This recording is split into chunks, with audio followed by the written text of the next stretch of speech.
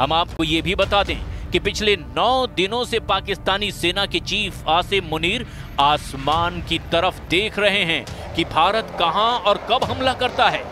हालात ये हैं कि पाकिस्तान के एयर डिफेंस सिस्टम यही पता लगाने में जुटे हुए हैं कि भारत के सुखोई, जगुआर, मिराज और सबसे एडवांस राफेल पाकिस्तान में आखिर कहां हमला कर सकते हैं।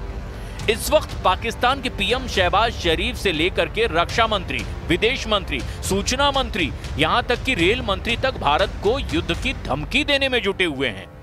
लेकिन इस बीच ये साफ तौर पर देखा जा रहा है कि पीओके और एलओसी पर मौजूद पाकिस्तानी सेना पूरे लाव लश्कर के साथ भारत के हमले का सामना करने की तैयारी में है।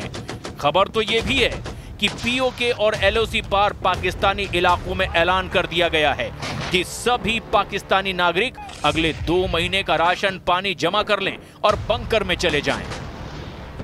आप पाकिस्तानी आतंकी और उनके आकाओं की हताशा और बौखलाहट का अंदाजा इसी से लगा सकते हैं कि पीओके और एलओसी से लगे हुए इलाकों में मौजूद 1000 पाकिस्तानी मदरसे अब पूरी तरह से खाली हो चुके हैं।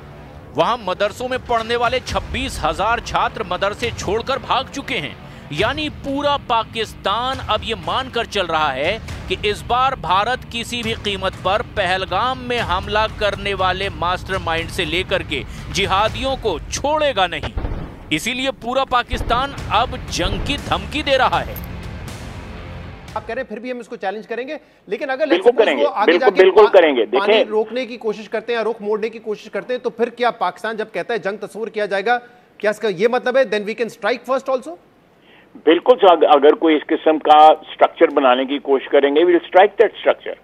बिल्कुल we will strike that structure. That will be an act of aggression against Pakistan. वो पाकिस्तान के खिलाफ जारियत होगी। जारियत सिर्फ तोप के गोलों से या बंदूक चलाने से नहीं होती। जारियत के बहुत से अशकाल होते हैं, बहुत सी उसकी जो फेसेस होते हैं, उसमें ये भी एक फेस है, ये बहुत बड़ा फेस है। इससे तो कौमें जो हैं वो प्यास से या भूख से मर सकती हैं। तो ये अगर उन्होंने इस किस्म का अटेम्प्ट भी किया को आर्किटेक्चरल, तो स्ट्रक्चर को पाकिस्तान जो है डिस्ट्रॉय करेगा। उन्होंने कह दिया ना कि अगर हमारा पानी बंद करेंगे तो फिर जंग के लिए तैयार हो जाएं। ये जो गोरी, शाहीन, गजनवी, ये चौकों में सजाने के लिए नहीं हमने रखे हुए, ये हमने हिंदुस्तान के लिए रखे हैं बाबा। ये जो 130 एटॉमिक हमारे पास वेपन है, वो हमने सिर्फ मॉडल बनाने के लिए नहीं रखे हुए। और आपको पता ही नहीं कि हमने पाकिस्तान के किस किस हिस्से में रखे हुए हैं। ये दुनिया भी जानती है, आप भी जानते हैं। इधर दूसरी तरफ भारतीय सेना के तीनों अंग, थल सेना, वायुसेना और नौसेना, बिना किसी शोर शराबे के पहलगाम हमले के गुनहगारों का सफाया करने में जुटी हुई है।